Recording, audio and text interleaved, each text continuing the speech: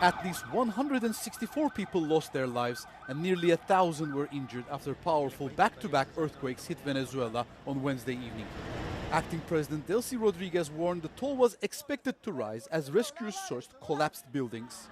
The casualty figures excluded the state of La Guaira, which Rodriguez described as a disaster zone and the area hardest hit. She declared a state of emergency during an address to the nation, adding that several countries had offered help, including the United States and several Central and South American nations.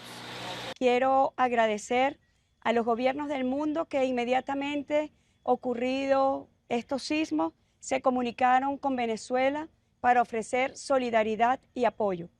Estados Unidos, Panamá, Qatar, Cuba, Nicaragua, Turquía, Jordania, Barbados, Curazao, Colombia, Reino Unido, Brasil, México, Organización de Naciones Unidas, ONU y organismos multilaterales financieros que ya se comunicaron por distintas vías con el gobierno venezolano para expresar su solidaridad con el pueblo de Venezuela.